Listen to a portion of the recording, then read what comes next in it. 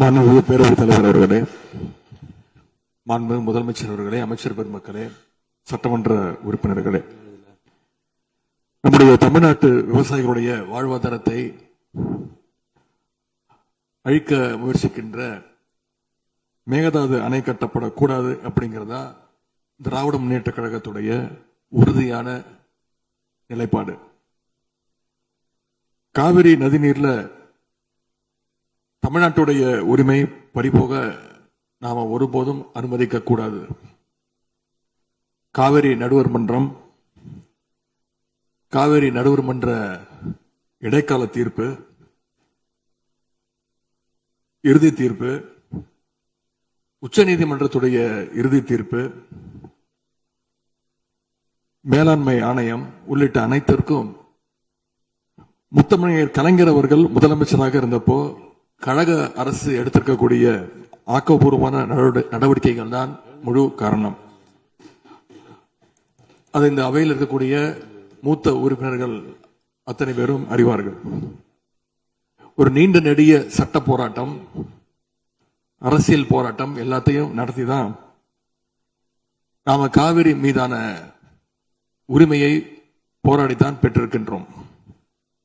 ஆனா அதை பறிக்கின்ற வகையில இன்றைக்கு கர்நாடக அரசு மேகதாதுல அணை கட்டுகின்ற முயற்சியில ஈடுபட்டு வருகின்றது. அந்த முயற்சியை அவங்க எடுத்த பொழுது அந்த சமயத்துல எங்க கூட்டணியில் இருக்கக்கூடிய அந்த கட்சி கர்நாடகாவில் ஆட்சியில் இருந்தாலும் அதை பத்தி எல்லாம் கவலைப்படாம மேகதாது அணை திட்டத்தை எங்களுடைய தலைவர் அப்போதைய முதலமைச்சர் திரு முத்துவேல் கருணாநிதி ஸ்டாலின் அவர்கள் கடுமையாக எதிர்த்தார்கள்.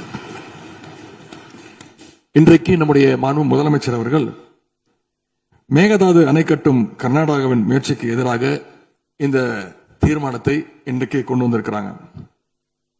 இதை திராவிட முன்னேற்ற கழகம் சார்பாக நாங்கள் மனதார வரவேற்கின்றோம். மேகதாது அணை கட்ட நினைக்கின்ற கர்நாடக அரசுக்கு எதிராக எங்களுடைய தலைவர்கள், எங்களுடைய அரசு எடுத்த நடவடிக்கைகள் சிலவற்றை இன்று ஆளுங்கட்சிக்கும் முதலமைச்சருக்கும் அவைக்கும் நான் நினைவுபடுத்த விரும்புகின்றேன். 2021 ஆண்டு மே மாசம் நாங்கள் ஆட்சிக்கு வந்தோம். ஆட்சிக்கு வந்து அடுத்த மாசமே, ஜூன் மாசமே மேகதாது அணை கட்ட அனுமதி அளிக்க கூடாதுன்னு எங்களுடைய தலைவர் அவர்கள் பிரதமருக்கு அன்றைக்கு கடிதம் எழுதினார். பிறகு அதே கருத்தை வலியுறுத்தி ஜூலை மாதத்தில் ஒன்றிய ஜல்சக்தித்துறை அமைச்சருக்கும் எங்களுடைய முதலமைச்சர் அவர்கள், எங்களுடைய தலைவர் அவர்கள் அன்றைக்கு ஒரு கடிதம் எழுதினார்கள். இதை அடுத்து அனைத்து சட்டமன்ற கட்சி தலைவர்கள் கூட்டத்தை கூட்டி எந்த காலத்திலும் அணையை கட்டக்கூடாது, அனுமதிக்கக்கூடாது என்ற தீர்மானத்தையும் நாங்கள் நிறைவேற்றினோம். ஜூலை மாதத்தில் மீண்டும் அதே ஒன்றிய அமைச்சர்கிட்ட நேரில் சென்றும் வலியுறுத்தி இருக்கிறோம். கடந்த 2022-23 ஆண்டு நிதியாண்டுல அணை கட்டுவதற்காக கர்நாடக அரசு 1000 கோடி ரூபாயை ஒதுக்கீடு செஞ்ச உடனே, இந்த விஷயம் தெரிஞ்ச உடனே இதே அவையில அதை கண்டிச்சு அரசினர் தனி தீர்மானத்தையும் எங்களுடைய அரசு அன்றைக்கு நிறைவேற்றுச்சு.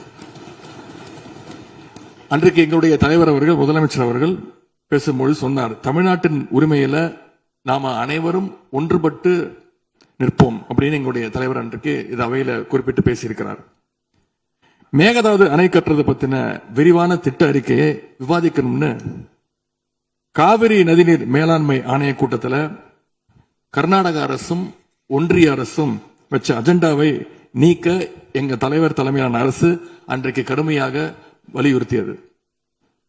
இதற்காக அன்றைய முதலமைச்சரான எங்களுடைய தலைவர் பிரதமருக்கு மீண்டும் ஒரு கடிதம் எழுதினார் ஜூலை மாதத்தில் 2022 ஆண்டு. அப்போதைய நீர்வளத்துறை அமைச்சர் ஆனந்த் திரு துரைமுருகன் தலைமையில் தமிழ்நாடு சட்டமன்ற அனைத்து கட்சி குழுவினர் ஒன்றிய ஜல்சக்தி அமைச்சரை நேரில் சந்திச்சு வலியுறுத்தி இருக்கிறாங்க. இப்படி நம்முடைய தொடர் எதிர்ப்பின் காரணமாகத்தான் மேகதாது அணையுடைய டீடைல்டு ப்ராஜெக்ட் ரிப்போர்ட் பிப்ரவரி மாதம் மத்திய நீர்வள ஆணையத்திற்கு மீண்டும் திருப்பி அனுப்பப்பட்டது.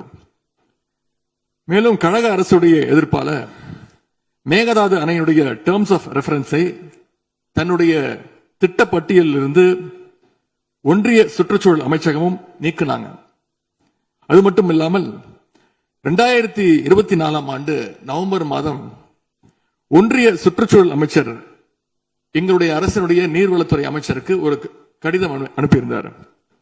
அவர் எழுதியிருக்கக்கூடிய அந்த கடிதத்தில் இரு மாநிலங்களுக்கு இடையே சுமூக தீர்வு எட்டப்பட்ட பிறகுதான் டேர்ம்ஸ் ஆஃப் ரெஃபரன்ஸ் அனுமதி பற்றி ஆலோசிக்கப்படும் என்று அந்த கடிதத்தில் குறிப்பிட்டு எழுதியிருக்கின்றார்.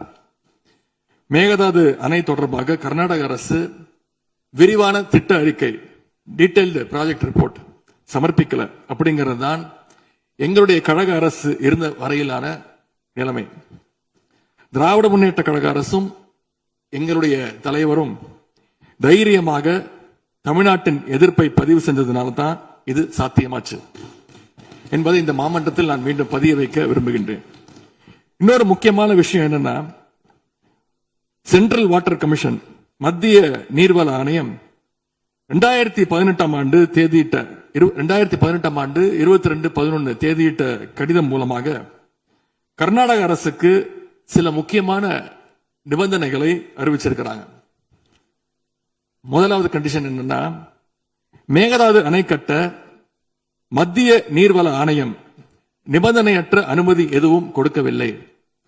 இரண்டாவதாக, அணையின் கட்டுமானத்திற்கான விரிவான திட்ட அறிக்கையை கர்நாடக அரசு தயாரிக்கிறதுக்கு முன்பாக தமிழ்நாடு அரசு தெரிவிக்கின்ற பல்வேறு ஆட்சேபனைகளை அவர்கள் பரிசீலனை செய்யணும்.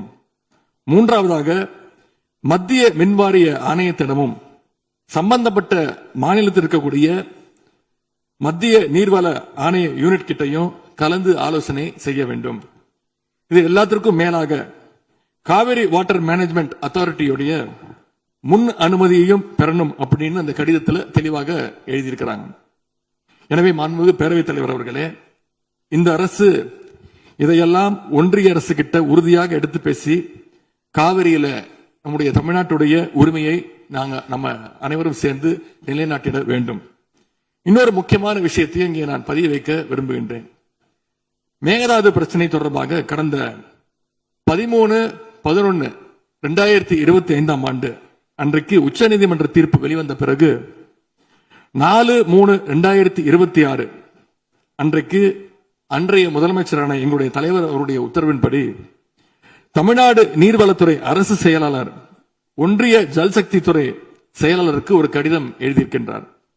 அந்த கடிதத்தில் கர்நாடக மாநிலத்துடைய மேகதாது அணை கட்டும் பிரச்சனை ஒரு நியூ டிஸ்பியூட் அப்படிங்கிறதுனால நதி நீர் தாவா சட்டம் 1956 படி the inter state river water disputes act 1956 அடிப்படையில் நடுவர் மன்றம் அமைக்கணும்னு ஒன்றிய அரசுக்கு கோரிக்கை வச்சிருக்கிறோம்.